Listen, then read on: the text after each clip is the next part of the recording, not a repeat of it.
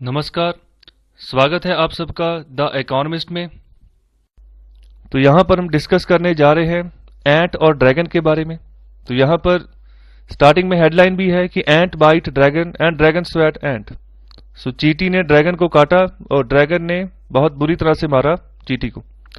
तो यहाँ पर चींटी कौन है और ड्रैगन कौन है? ड्रैगन है चाइना और जो चींटी है वो एक एंट ग्रुप है, ओके, जो कि आईपीओ का काम चलाता है, इनिशियल पब्लिक ऑफरिंग जो है वो देता है इन्वेस्टर्स को।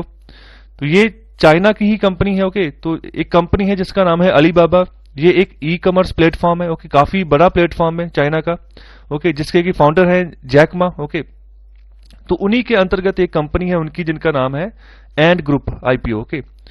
तो आईपीओ क्या होता है? Initial public offering. तो इसका मतलब होता है कि अगर कोई भी प्राइवेट कंपनी जब अपने शेयर्स, जो भी शेयर्स होते हैं कंपनी को, जब उसको बेचती है किसी भी इंस्टीट्यूशनल इन्वेस्टर को या पब्लिक इन्वेस्टर को या रिटेल इन्वेस्टर को, ओके, तो जब भी वो अपने शेयर बेच देती है ना, तो इस पूरे प्रोसेस को हम बोलते हैं इनिशियल पब्लिक ऑफरिंग। तो इसके तहत क्या होता है? शेयर्स बेचने के बाद पैसा आता है, फंडिंग जुटाती है कंपनी, ओके, काफी सारा कैपिटल इकट्ठा हो जाता है, तो एक ट्रस्ट बनना शुरू हो जाता है, ओके, कंपनी के प्रति। तो वो प्राइवेट कंपनी फिर धीरे धीरे जो है पब्लिक कंपनी में जो है वो कन्वर्ट हो जाती है, क्योंकि पब्लिक का पैसा उसमें अब लग चुका है, तो उसके शेयर्स बिक चुके हैं, ओके। तो यहां पर इस तरीके से पैसे जुटाकर जो है यहाँ पर फिर जो बिजनेस है उसको जो है आगे चलाया जाता है। तो यहाँ पर एक झटका लगा है जैक मा को। क्यों लगा है?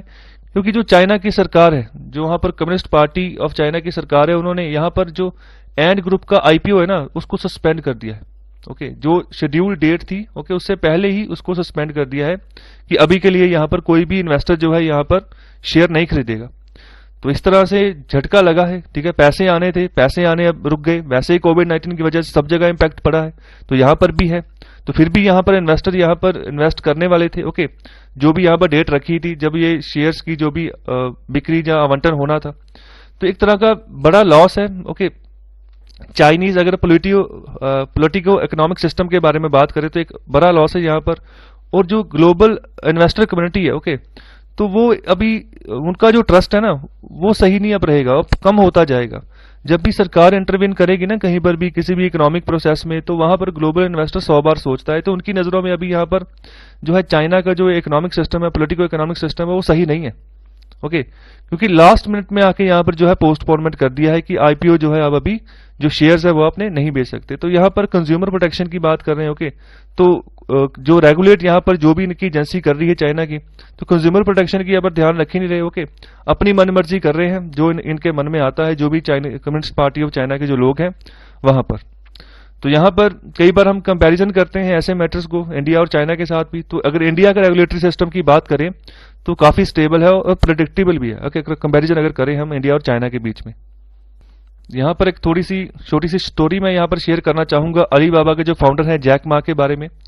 तो ये भी कोई यहाँ पर बाय बर्थ ये बिलियनियर नहीं थे, ओके। तो ये भी एक बार इन्होंने स्टोरी शेयर की थी अपनी। तो इन्होंने बोला कि मैं किसी कंपनी ने जॉब निकाली थी, कोई मल्टीनेशनल कंपनी थी, तो वहां पर 24 पोस्टें थी जिनके ऊपर सिलेक्शन होनी थी, ओके।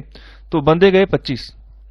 तो यहाँ पर जब इंटरव्यू हुए सब कुछ हो गया, ओके, तो रिटन टेस्ट वगैरह, ओके, लास्ट में जब इंटरव्यू हुई, ओके, तो जब रिजल्ट आया तो वो जो 24 पोस्टें थी ना, तो जिनके इनके अलावा जो 24 बंदे गए थे वो सभी की सिलेक्शन होगी। सिर्फ 25वां एक ही रह गया, वो थे जैक मा, ओके। तब वो किसी कंपनी में खुद इंटरव्यू देने गए थे, ओके।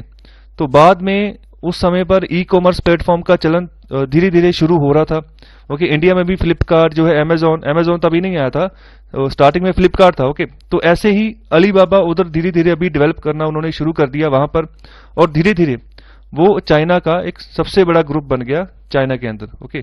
तो अलीबाबा भी अभी एक ई कॉमर्स प्लेटफॉर्म है जिसके की फाउंडर है जैक मा। तो यहाँ पर जो एंट ग्रुप है ये एक तरह की फिनटेक कंपनी है जो फाइनेंशियल सेक्टर में जो है पैसे के लेन देन के ऊपर काम करती है, ओके। तो यहाँ पर लोन प्रोवाइड करती है, लैंडिंग करती है, ओके। तो इस तरह से यहाँ पर इनका पैसे का जो है सर्कुलेशन चलता है चाइनीज जो युआन है उसके रूप में। तो यहाँ पर इसके हिसाब से जब सस्पेंशन लगी है तो इसके हिसाब से जो इनका आईपीओ शेड्यूल है एंट ग्रुप का वो ओवरलैप कर गया है जो भी अभी नए रेगुलेटरी नॉर्म्स जो है यहाँ पर कंज्यूमर लोन कंपनीज के लिए यहाँ पर प्रदान किए गए हैं चाइना की सरकार के द्वारा, ओके। तो इन जो नए रूल्स हैं ये अभी फाइनलाइज होंगे दिसंबर 2 को। ओके, तो यहां पर जो आर्ट ग्रुप है ना वो अभी तभी प्रोसीड कर पाएगी उनका जो आईपीओ जब ये कंपाइल करेंगे अपने पूरे के पूरे पैटर्न को न्यू नॉर्म्स के हिसाब से। ओके, जो नए नॉर्म्स आएंगे उसके हिसाब से। तो यहाँ पर नए नॉर्म्स क्या है यही थोड़ा देख लेते हैं। तो फिलहाल ये फिनटेक कंपनी है। ओके, पैसे के लेन देन में काम करती है। तो यहाँ पर जो पैसा क्रेडिट होता है कलेक्ट होती है, ठीक है। तो यहाँ पर ये सब चीजें यहाँ पर देखते हैं कि कैसे लोन यहाँ पर प्रोवाइड करते हैं। तो यहाँ पर इनके 3000 के आसपास डाटा पॉइंट्स हैं। ओके, चाइना में। तो यहाँ पर एक ये डिसीजन लेते जब भी इनके पास कोई एप्लीकेशन आती है फॉर क्रेडिट एंड कलेक्ट से fees from the bank that actually makes the loan. Okay, तो ये इनका यहाँ पर काम बताया गया। ओके, तो यहाँ पर क्या होता है जितना भी इनका नेटवर्थ है ना, मतलब जिनके जितना भी इस पूरे एंड ग्रुप का नेटवर्क हुआ इकट्ठा हुआ, मतलब जितना भी पैसा इनका इकट्ठा होता है तो उसमें से सिर्फ ये 2% जो है ना अपनी रिकॉर्ड में रखते हैं। ओके, 2% जो है, जैसे यहाँ पर 2 ट्रिलियन युआन वैल्यू की बात की गई, इतना लोन जो है कंज्यूमर्स को और छोटे बिजनेस को यहाँ पर जिन्होंने बांटा है। ओके, लेकिन यहाँ पर क्या करते हैं, यहाँ पर सिर्फ 2% जो है अपने पास रखा है, बाकी सारा जो है ना वो सर्कुलेशन के ऊपर है, मतलब जो इन्होंने बांट दिया है। लेकिन जो नए रेगुलेशंस हैं वो कह रहे हैं कि आपने 30% अपने पास रखना है। ओके, अपने पास जो है 30% का आपके पास होल्ड होना चाहिए, बाकी का जो 70% है वो आप जो है बांट सकते हो, सर्कुलेशन में रख लो। तो नए नॉर्म्स के हिसाब से इनको इस हिसाब से अब चलना होगा। ओके, 2% की बजाय अभी इनको 30% का होल्ड रख के चलना होगा अपने पास। ओके, तो सिर्फ यही चेंज जो है नए नॉर्म्स के अकॉर्डिंग किया गया है, जिसकी वजह से एक तरह का झटका यहां पर लगा है। ओके, देखो कोई भी अगर नॉर्म्स चेंज होता है ना तो जो एक फ्लो बना होता है इकोनॉमिक वे में, तो उसमें डिस्टर्बेंस आती है। तो खास तौर पे जब हम बात करें कि जब कोविड-19 जैसी पैंडेमिक की बीमारी गुजर रही है, तब हम खिलवाड़ कर रहे हैं ऐसे फ्लो को, तो तब ये दिक्कत आती है। तो यहाँ पर थोड़े समय बाद भी जो है ऐसी चीजें की जा सकती थी। ओके, तो यहाँ पर सीधे सीधे अगर बात करें तो यहाँ पर जो क्रेडिट होल्डिंग की कैपेसिटी है वो बढ़ा दी है यहाँ पर जो फिनटेक कंपनीज हैं उनकी।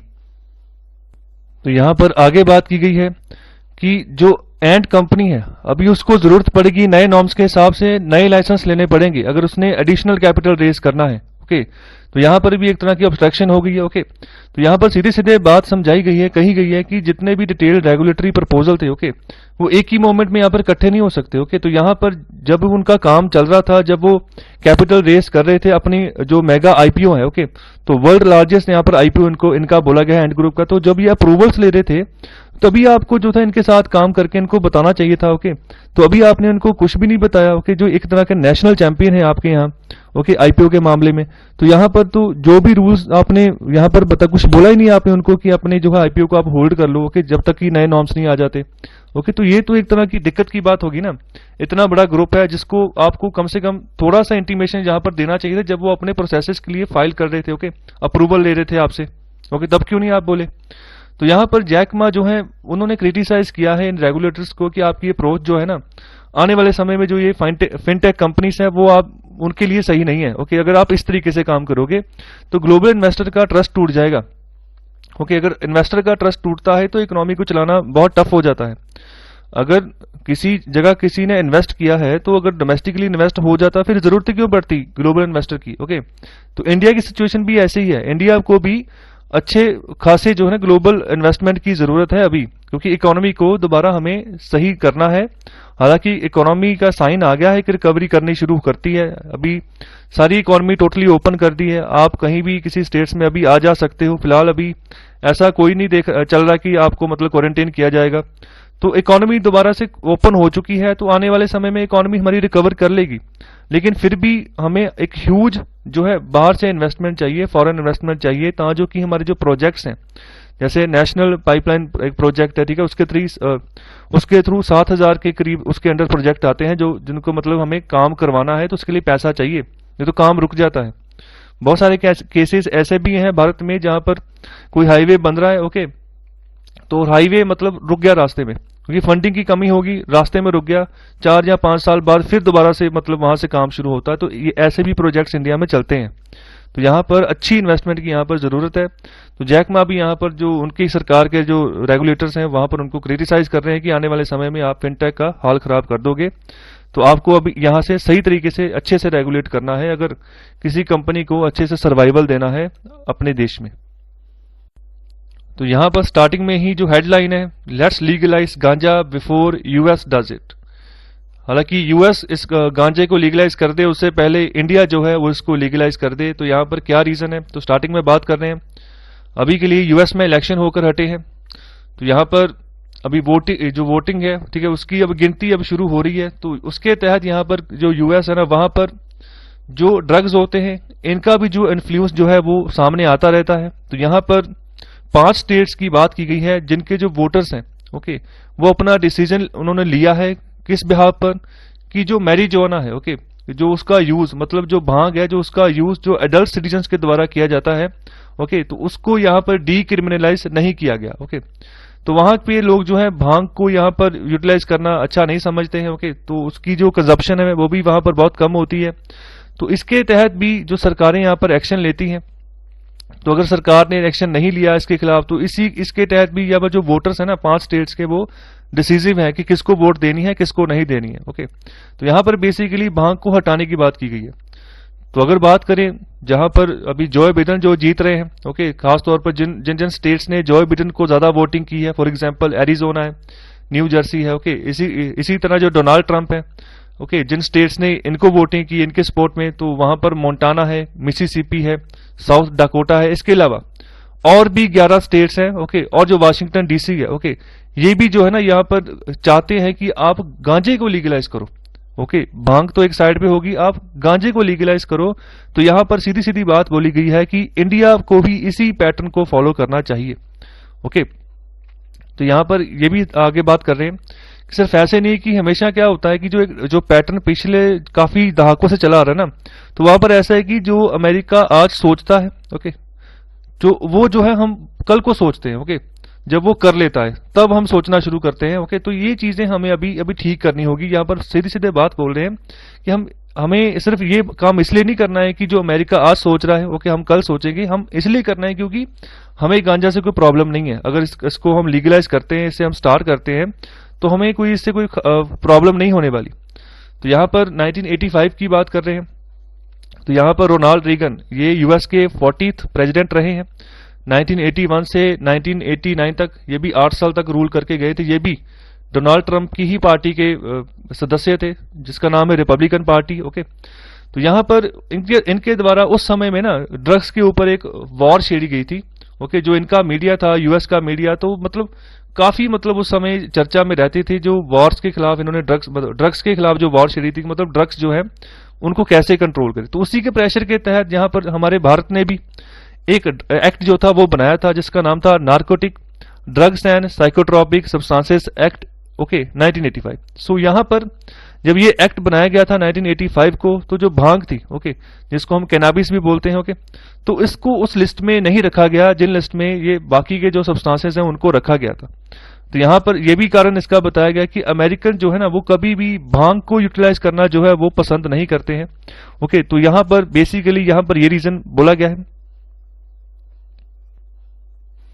और आगे बात करें भांग के बारे में, तो यहाँ पर जब हम यहाँ पर जस्टिफाई करने की बात करते हैं कि जो इसका क्रिमिनलाइजेशन है, okay, in a non proliferation way, मतलब इसका प्रसारा अभी हम जो है कम करने की यहाँ पर बात करते हैं, जहाँ इसकी डीक्रिमिनलाइजेशन की बात करते हैं, तो यहाँ पर हम बात कर देते हैं कि हर एक साधु जहाँ जो कॉलेज किड है वो भी इसको पफ करता है, कहने का मतलब फूकता है भांग जो है, ओके, सेवन करता है इसका। तो यहाँ पर इसका मतलब कहने का ये है कि जो इसका बॉटम लाइन है ना वो ये है कि अगर हम कैनबिस लेते भी है ना, भांग लोग पीते भी हैं, जहां लेते सेवन करते हैं, तो वो तंबाकू और अल्कोहल से कम हानिकारक है।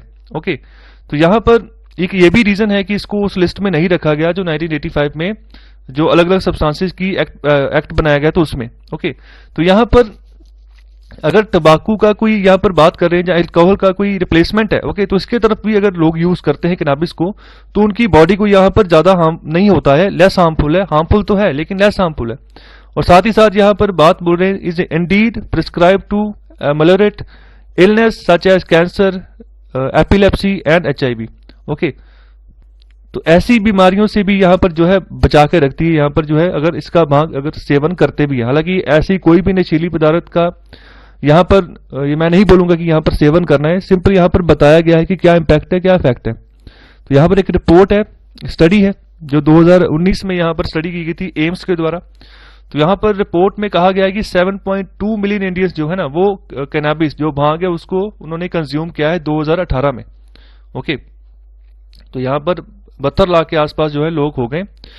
तो यहाँ पर ज्यादातर जो एडल्ट लोग हैं वही इसका सेवन करते हैं। ओके, और जहाँ फिर जो कोई अगर फेस्टिवल आ जाए तो उसके तहत यहाँ पर जो बच्चे लोग हैं, ठीक है, वो भी कई बार जो है इसका टेस्ट करके देखते हैं। तो ये एक तरह का मतलब इम्पैक्ट होता है। ओके, लेकिन जितना तंबाकू का खराब इम्पैक्ट है, जितना अल्कोहल का खराब इम्पैक्ट है, उतना यहाँ पर नहीं है। तो यहाँ पर आगे बात कर रहे हैं कि अगर आप प्रोहिबिशन मतलब पूरी तरह से पाबंदी किसी चीज के ऊपर लगा देते हो ना, तो वो पाबंदी होती नहीं है, वो काम अंडरग्राउंड हो जाता है, मतलब वो काम चलता रहता है, लेकिन जो अथॉरिटी है ना उसके कंट्रोल से वो चीज बाहर हो जाती है। कहने का मतलब इलीगल हो जाता है, लेकिन काम वो धड़ल्ले से चलता ही है। ओके, तो सपोज अगर आज इंडिया में चरस, गांजा, ओके, तो ये सब जो ड्रग्स ये बैन है, तो इसका मतलब ये नहीं है कि इनका व्यापार नहीं चल रहा। ओके, तो ये सब कुछ हो रहा है, करोड़ों में यहाँ पर जो है इनकी लेन देनी होती है। ओके, तो वहां पर जो भी इसका बिजनेस करते हैं तो करोड़ों में जो पैसा कमाते हैं। ओके, तो यहाँ पर जो है ये चीज यहाँ पर बोली गई है। तो अगर आप प्रोहिबिशन लगाते हो तो अंडर कंट्रोल नहीं रहती चीज। ओके, तो अगर आप किसी नॉर्म्स के तहत, किसी रूल्स के तहत यहाँ पर गांजे को लीगलाइज करते हो तो यहाँ पर काफी बेनिफिट यहाँ पर मिलेगा। तो वो मैं उसके बारे में थोड़ा सा मैं लेक्चर के एंड में बताता हूँ। तो यहाँ पर स्टार्टिंग में आगे बात कर रहे हैं कि जो गांजा, चरस, ओके, जो भांग है, अगर इंडिया की बात करें तो यहाँ पर उतना सोशली जो है इसको अपोज नहीं करते लोग। ओके, यहाँ पर अगर आप सपोज देखोगे यहाँ पर जो भांग है इसको कोई भी यहाँ पर सोशली जो है डिसएक्सेप्ट नहीं करता है। ओके, लेकिन अगर कंपैरिजन करें वेस्ट के साथ, खासतौर पे अमेरिका के साथ, तो वहां पर जस्ट एन एग्जांपल ली है एक अमेरिकन मूवी की जो 1936 में आई थी। ओके, जिसका नाम था रीफर मैडनेस। ओके, तो यहाँ पर बात की गई थी marijuana के बारे में, भांग के बारे में।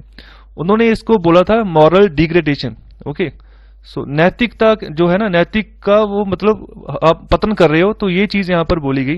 और साथ ही साथ बोला गया डिसेंट इनटू मैडनेस, मतलब पागलपंती में बंदा जो है खो जाता है भांग का सेवन करते। मतलब इस तरह से वहां पर लोग क्रिटिसाइज करते हैं भांग को। ओके, तो मूवी तभी बनती है जब पॉपुलेशन की आवाज ऐसी हो कि हाँ जो लोगों को पसंद है वही बोला जाता है। तो कहने का मतलब वहां पर जो भांग जो है ना वो लोग पसंद नहीं करते। तो यहाँ पर ऑथर की तरफ से बात बोली गई कि इंडिया के केस में गांजा, चरस, भांग जो है इसका कोई इम्पैक्ट नहीं है नेगेटिव। तो यहाँ पर जो है ना सरकार को ये चीज अभी कोशिश करनी चाहिए, जब जैसे आत्मनिर्भर भारत जो है आप रेगुलेशन चला रहे हो, अभियान चला रहे हो, तो वापस जो है ना प्री 1985 के स्टेटस पे चले जाओ। ओके, जब से पहले जैसे माहौल था उसी हिसाब से चले जाओ और कमर्शियल करो, लीगल करो। ओके, अगर अमेरिका कर ले उससे पहले आप कर लो। ओके, तो इससे आने वाले समय में फायदा क्या होगा? देखो ये जो गांजा, चरस वगैरह है, अगर ये बिकती है, ओके, तो करोड़ों में, अरबों में इनकी डील्स होती हैं, प्रॉफिट कमाते हैं लोग। ओके, तो अगर लीगलाइज होता है, कोई नॉर्म्स बनते हैं, ओके, कोई रूल्स बनते हैं, तो सरकार इसके ऊपर टैक्स लगाएगी मोटा। ओके, जब टैक्स मोटा लगेगा तो सरकार की भी आमदनी जो है अच्छी होनी शुरू हो जाएगी। ओके, तो ये भी जो है लोग तो चाहते हैं कि इसका जो ट्रेड है वो बढ़े, ओके, वो और फैले। तो जब बढ़ेगा, फैलेगा, तो सरकार भी उसमें जब हस्तक्षेप करेगी तो अच्छा मुनाफा सरकार भी यहाँ से कमा लेगी। ओके, अच्छा जो है इकोनॉमिकली जो है उसको फायदा हो जाएगा, वो उसको फिर फंड को जो है अच्छे खासे पैसे को जो है यूटिलाइज कर सकती है अलग अलग फील्ड्स में।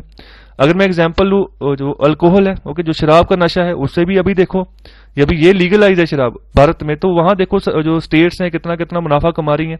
ओके, मतलब कि वहां पर ऐसी बात है कि अगर 100% ही आप टैक्स बढ़ा दोगे ना, तब भी लोग शराब लेने जाएंगे। तो अगर ऐसे जो नशे हैं, अगर इसके ऊपर भी सरकार ऐसे रेगुलेशन लगाती है तो लोग पीछे नहीं हटेंगे। ओके, जितना पैसा है लोगों ने सभी यहाँ पर लगा देना। लेकिन बात यहीं पर आती है, एक और हम बोल रहे हैं कि जो हेल्थ सेक्टर है उसके ऊपर आप जीडीपी का हिस्सा बढ़ाओ। ओके, 5 से 6% जीडीपी का पैसा खर्चो जो कि हेल्थ सही कर सके। वो हम क्यों कर रहे हैं कि जो आम लोग हैं जब वो बीमार पड़ जाते हैं तो उनका सारा पैसा जो है बीमारी को ठीक करने में लग जाता है, जेब पूरी खाली हो जाती है, पूरे साल 2 साल की मेहनत सारी चली जाती है पानी में। तो यहाँ पर दूसरी और हम ये भी बात कर रहे हैं कि जो है इसको लीगलाइज कर दो, तो लोग जो है, जो नशेड़ी है वो तो जाएगा, वो तो घर के भी बर्तन बेच के जो है वो नशे करने जाएगा। ओके, तो यहाँ पर ये भी क्वेश्चन उठ जाता है। तो यहाँ पर फिलहाल एक सलाह दी गई है, ऐसा नहीं है कि गवर्नमेंट ने यहाँ पर इसको जो है अप्रूवल दे दी है। ओके, तो ना ही गवर्नमेंट इसके बारे में अप्रूवल देती है ऐसे कोई भी काम करने के लिए कि मतलब जो ऐसे नशे हैं उसको हम लीगलाइज कर दें। वैसे ही बहुत खराब हालत हो चुकी है नशों के मामले में। जितना भी नॉर्दर्न इंडिया है, चाहे जम्मू कश्मीर, हिमाचल, उत्तराखंड, पंजाब, ओके, हरियाणा, ओके, दिल्ली के आसपास के वेस्टर्न उत्तर प्रदेश, इधर वाला जितना भी एरियाज है जहाँ पर जितने भी यंगस्टर्स हैं वो नशे की दलदल में मतलब गिरते जा रहे हैं। ओके, तो वहां पर जो है फेलियर जो है अथॉरिटीज का फेलियर यहाँ पर शो हो रहा है। ओके, तो यहाँ पर ये दिक्कत की बात है। इसको हम ऐसी सिचुएशन हमारे यहाँ पर है नहीं कि हम इसको लीगलाइज करें और इसको जो है यहाँ पर प्रफुल्लित होने दें कि आप इसको फैला दें। तो ये सिचुएशन यहाँ पर नहीं है। पहले जो हमारी पीढ़ी है, जो स्टूडेंट्स हैं, उसको बचाना है। वो अभी इस दलदल में घुसते चली जा रही है। जो यहाँ पर जो इसके सेलर्स हैं वो पैसा तो काफी कमा रहे हैं, लेकिन किसी दूसरे घर को बर्बाद कर रहे हैं। तो एक बच्चा अगर बर्बाद हो गया तो उसकी पूरी फैमिली जो है बर्बाद हो जाती है। तो ये सोच जो है लानी पड़ेगी। ओके, अगर आप एक स्टूडेंट को बना देते हो तो समझो कि आने वाले समय में जो वो संसार में विचरेगा, ओके, तब वो अपनी फैमिली जो है ना उसको भी बनाएगा आगे। ओके, तो यहाँ पर स्टूडेंट को बनाना है, तोड़ना नहीं है। उसकी फाउंडेशन अच्छी करनी है, बिगाड़नी नहीं है। तो ये सिर्फ मैंने आर्टिकल यहाँ पर डिस्कस किया है क्योंकि यहाँ पर मुझे लगा कि इसको डिस्कस करना चाहिए था। ओके, यहाँ पर बातें आती हैं, बहुत सारी बातें आती हैं, अलग अलग तरह के नशे जो है उसको आप लीगलाइज करो, लेकिन ये देश के हित में नहीं है। ओके, इकोनॉमी के हित में होगा। ओके, लेकिन देश के जो है कल्चर है, ओके, देश के जो जनसंख्या है, देश के जो भविष्य है, उनके हित में ये नहीं है। सो आई होप आपको लेक्चर अच्छा लगा है। तो कृपया लाइक, शेयर और सब्सक्राइब जरूर करें। बहुत बहुत शुक्रिया लेक्चर सुनने के लिए।